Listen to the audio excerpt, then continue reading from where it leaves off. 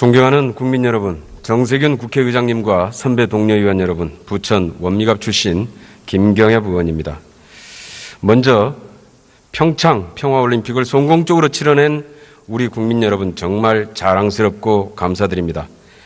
전쟁의 우려까지 제기됐던 상황, 그래서 외국 선수들이 참가를 꺼렸던 상황에서 평창올림픽에 북한 선수단이 참가하고 남북 대화의 창이 열리면서 평화올림픽으로 대성공할 수 있었고, 이렇게 하기까지 정부의 노력과 국민 여러분들의 협조 다시 한번 감사드립니다. 강원도민을 비롯해서 모든 국민이 평창올림픽의 성공을 위해서 자원봉사자로 참여하기도 하고 성원하고 힘을 모았는데, 오로지 한 정당만 올림픽을 방해하고 남북 화해를 방해해왔습니다. 외교 안보에는 여야가 없다며 초당적인 협력을 해야 된다고 입만 열면 주장하던 정당이 이번에 보여준 모습은 심히 실망스럽습니다. 자유한국당은 평창올림픽이 시작되기 전부터 평창올림픽에 태극기가 없고 애국가가 없다, 또는 북한 응원단이 김일성 가면을 흔든다, 가짜 뉴스를 유포하면서 급기야는 평창올림픽을 평양올림픽이라고 부르면서 올림픽을 폄훼하고 국민들의 갈등을 부추겼습니다. 이는 20여 년간 평창올림픽을 준비했던 강원도민과 우리 국민들을 모욕하는 행위입니다.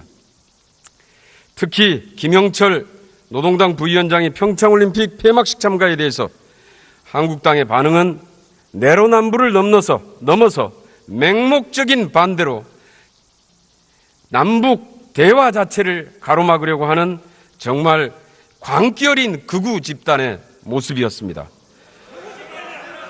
국가적인 대사인 전 세계의 축제, 올림픽과 남북 화해를 방해하는 행위, 이런 것들은 정부에 대한 비판이나 견제를 넘어선 반국가적인 행위이며, 여기에 대해서 현안 질의에 들어가도록 하겠습니다. 총리께 질의하겠습니다.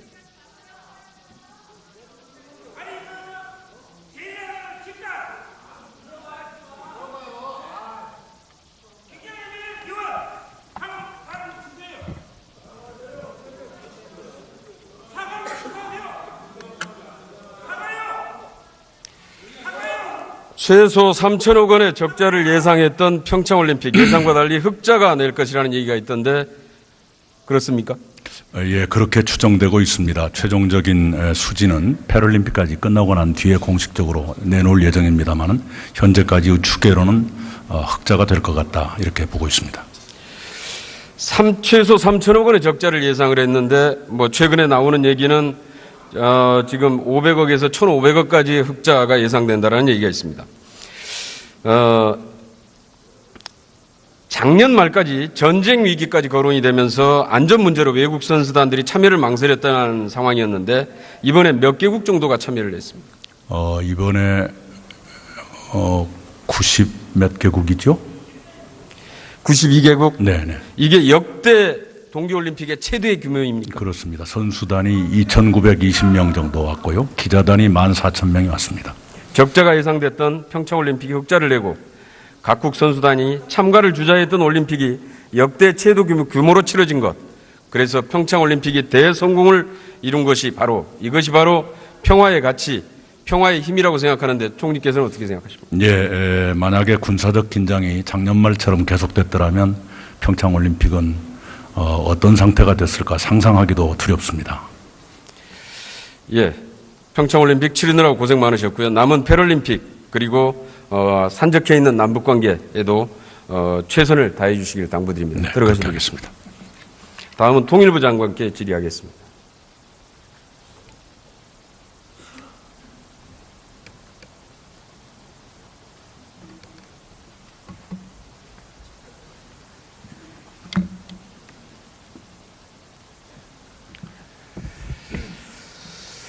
국가 간 외교나 남북 대화를 하는 데 있어서 우리 마음에 맞는 좋은 사람을 골라서 할 수가 있습니까? 현실적으로는 어렵다고 생각합니다. 남북 대화가 맞선 보는 자리는 아니죠. 예, 그렇습니다. 그래서 전쟁 중에도 불구대천의 원수일지언정 회담을 위해서는 적장을 마주하고 대화를 하는 거 아닙니까? 예, 그렇게 생각하고 있습니다. 화면을 보겠습니다. 2014년 아시안게임 당시에 한나라당의 논평입니다. 14년 자유한국당 여당의 시절 인천 아시안게임 기간 남북 군사당국 회담 때 북측 대표가 김영철이었죠. 당시 한국당은 남북 간 대화 시도가 이루어지는 일련의 상황이 바람직하다. 환영 논평까지 냈습니다. 그렇습니까? 예. 이번에 김영철이 방남을 하면서 군사시설을 시찰했다. 아까 앞에 의원님 질의에서 그런 얘기가 있었는데 군사시설을 시찰했습니까? 전혀 그런 것이 없는 것으로 알고 있습니다. 그렇게 되면 14년도 판문점 우리 측에서 했던 판문점도 군사구역이죠? 글쎄요, 뭐 판문점도 그렇고 이번에 김영철 부위원장 일행이 남측으로 넘어오면서 지났던 그 도로는 2002년도부터 관광도로로까지 개방이 되면서 비군사가 이루어진 지역으로 알고 있습니다. 그 다음에 다른 화면을 보겠습니다. 다른 화면 하나 보여주시죠. 예. 당시 김무성 대표가 연평도 포격의 주역인 황병서와 밝게 웃으면서 악수하고 환담을 나누는 모습입니다. 국민들은 다 기억하고 있습니다. 연평도 포격이나 천안함이 북한과 같은 정권 정치 체제에서 최고 통치자의 지시나 승인 없이 가능합니까? 그것은 현실적으로 어렵다고 이렇게 판단하고 있습니다. 예. 그래서 그때도 2014년에도 연평도 포격 이후에도 직후에도 이렇게 자유한국당이 집권했던 시절에도 대화가 이루어졌던 것입니다. 그리고 대화의 상대로 인정을 했던 것입니다.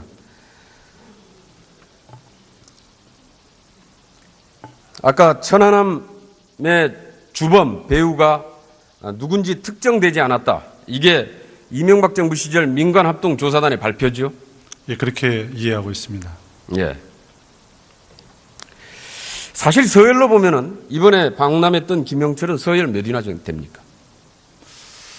글쎄요, 뭐 그런 것이 북측이 최근에 좀 변동이 심하기 때문에 정확히 파악할 수는 없겠습니다만 북한 군부는 이제 지금 벗어나서 통전부장을 맡고 있고 당 중앙위 부위원장을 맡고 있습니다. 그런 정도까지만 저희가 파악을 하고 있습니다. 2014년 당시에 내려왔던 황병서 최룡해는 북한 정권의 서열 2위, 3위였죠. 예, 그때 당시 그렇게 한 것으로 파악하고 있습니다. 아마 지금 들리는 얘기는 김영철은 10위권 아마 내외 정도 예측을 하고 있는 것 같은데요. 예, 그런 예. 거. 예. 그러니까 북한 정권의 2, 3위하고는 회담을 하는 건 괜찮고 한 10위권 내외 정도 있는 여기하고는 회담을 하면 안 된다고 하는 이 자유한국당의 논리 얼마나 황당무계한지 국민들은 똑똑히 기억할 것입니다. 김영철의 방남 목적이 자유한국당은 남남 갈등을 유도하기 위해서다 이렇게 주장하는 것도 있는데 그렇습니까? 이번 이제 방남 목적은 북측 나름대로 여러 가지 의도가 있겠습니다만 기본적으로는 평창 동계올림픽 폐막식에 참여를 하고 또 남북관계 개선이라든가 한반도 비핵화 문제 관련해서 우리 남측과 협의를 하기 위한 목적으로 저희는 이렇게 보고 있습니다. 그런데 만약에 자유한국당 주장대로 김영철의 방남 목적이 남남 갈등을 조장하는 것이었다면 이 목적 달성을 위한 1등 공신은 자유한국당 아닙니까?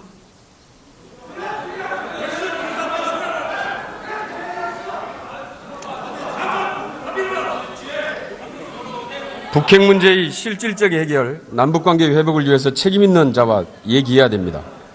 고위직 실세는 대부분 제재 대상인데 제재 대상을 제외하라고 하면은 허세랑 대화를 하라는 얘기입니까? 누구랑 대화를 하라는 얘기입니까? 아까 말씀드린 대로 전쟁 중에도 불구대천의 원수인 적장하고도 평화회담을 위해서는 회담을 하는 것입니다.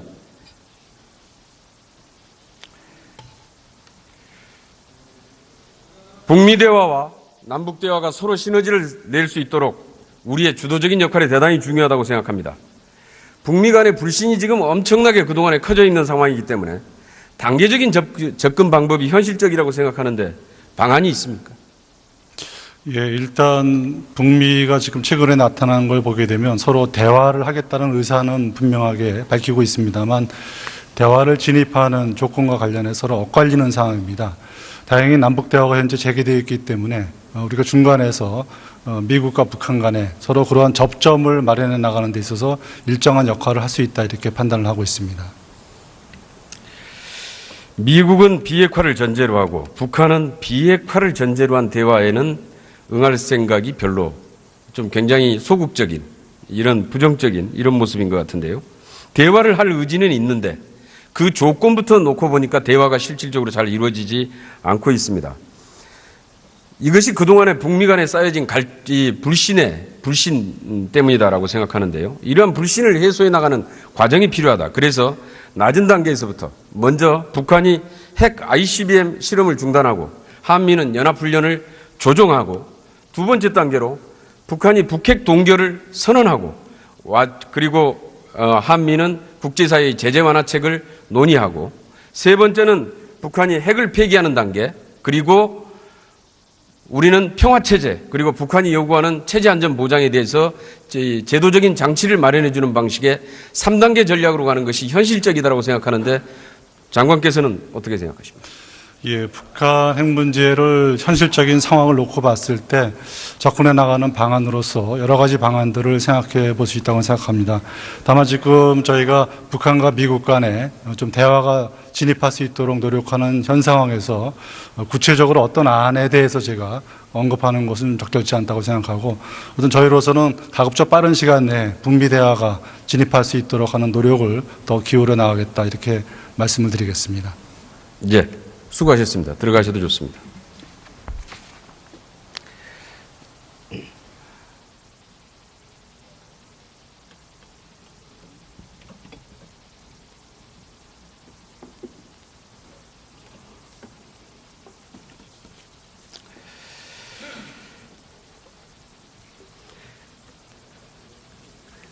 (2003년) 야당 시절 홍준표 의원은 야당은 경제 잘 되게 하는데 신경 쓸 필요가 없다. 경제가 나빠야 여당 표가 떨어지고 야당이 잘 된다라고 말을 했습니다.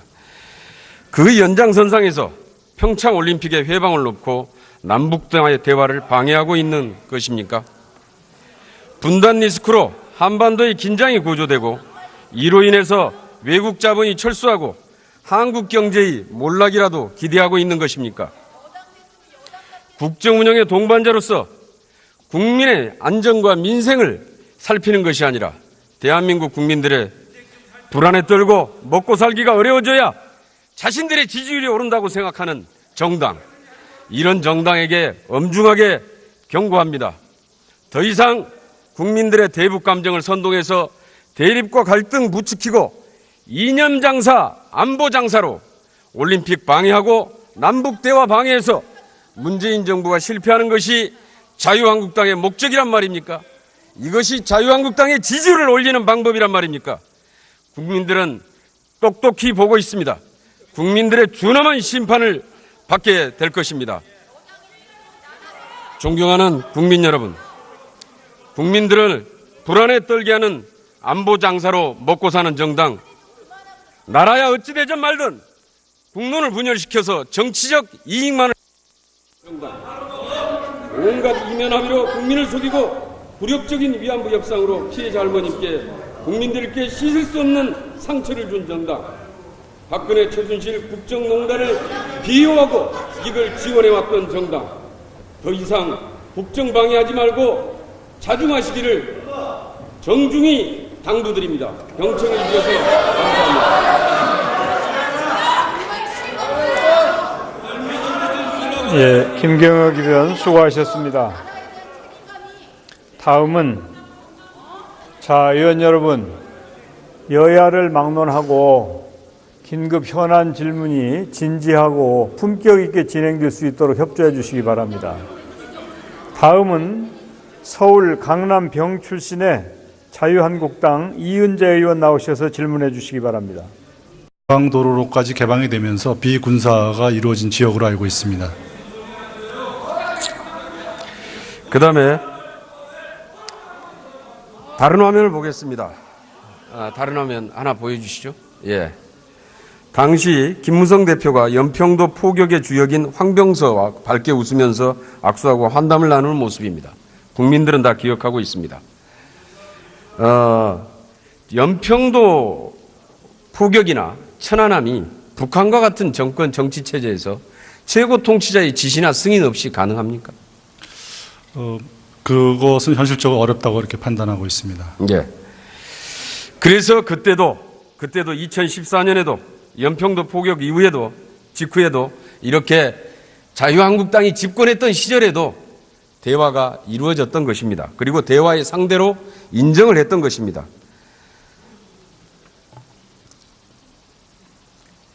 아까 천안함의 주범 배우가 누군지 특정되지 않았다. 이게 이명박 정부 시절 민간합동조사단의 발표죠.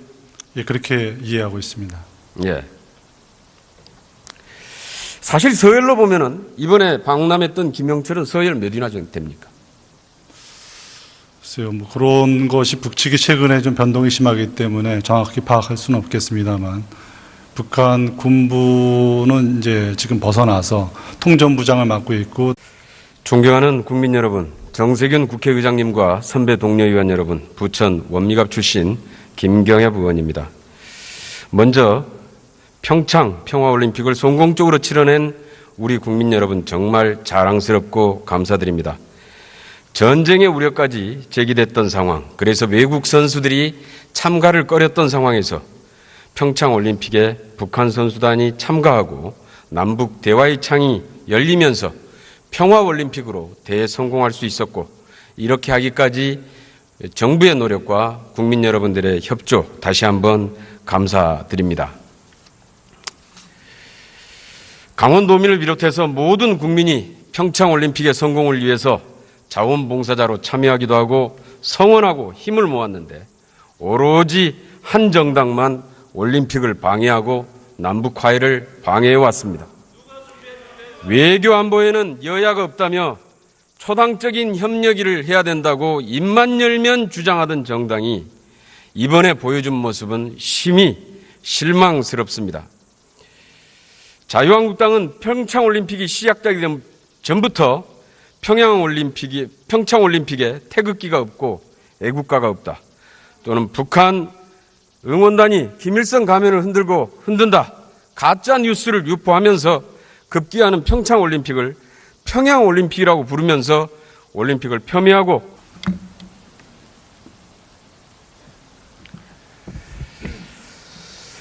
국가 간 외교나 남북 대화를 하는 데 있어서 우리 마음에 맞는 좋은 사람을 골라서 할 수가 있습니까?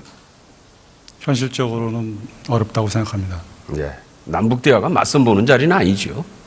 예, 그렇습니다. 그래서 전쟁 중에도 불구대천의 왼수일지언정 회담을 위해서는 적장을 마주하고 대화를 하는 거 아닙니까? 예, 그렇게 생각하고 있습니다. 화면을 보겠습니다. 2014년 아시안게임 당시에 한나라당의 논평입니다. 14년 자유한국당이 여당의 시절 인천 아시안게임 기간 남북 군사당국 회담 때 북측 대표가 김영철이었죠. 당시 한국당은 남북 간 대화 시도가 이루어지는 일련의 상황이 바람직하다, 환영 논평까지 냈습니다. 그렇습니까? 예.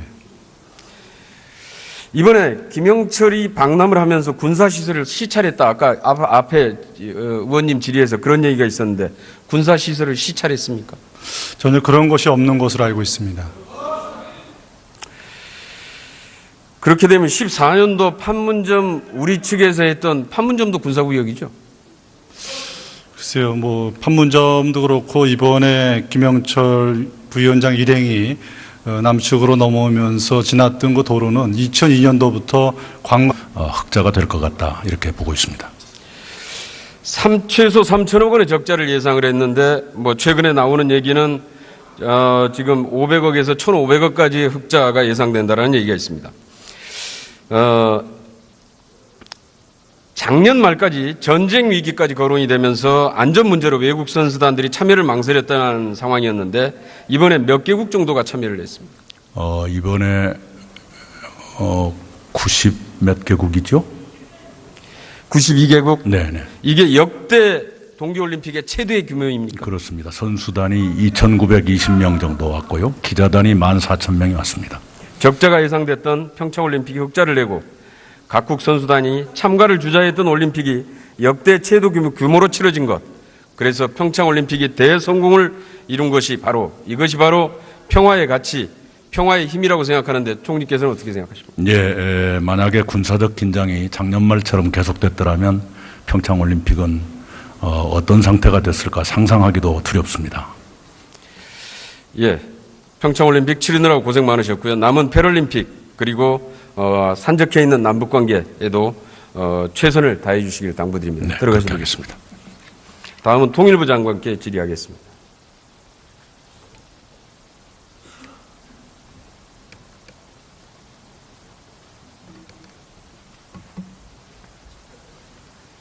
국민들의 갈등을 부추겼습니다. 이는 20여 년간 평창올림픽을 준비했던 강원도민과 우리 국민들을 모욕하는 행위입니다. 특히 김영철 노동당 부위원장이 평창올림픽 폐막식 참가에 대해서 한국당의 반응은 내로남불을 넘어서 맹목적인 반대로 남북 대화 자체를 가로막으려고 하는 정말 광기 어린 극우 집단의 모습이었습니다. 국가적인 대사인 전 세계의 축제, 올림픽과 남북 화해를 방해하는 행위, 이런 것들은 정부에 대한 비판이나 견제를 넘어선 반국가적인 행위이며 여기에 대해서 현안 질의에 들어가도록 하겠습니다. 총리께 질의하겠습니다.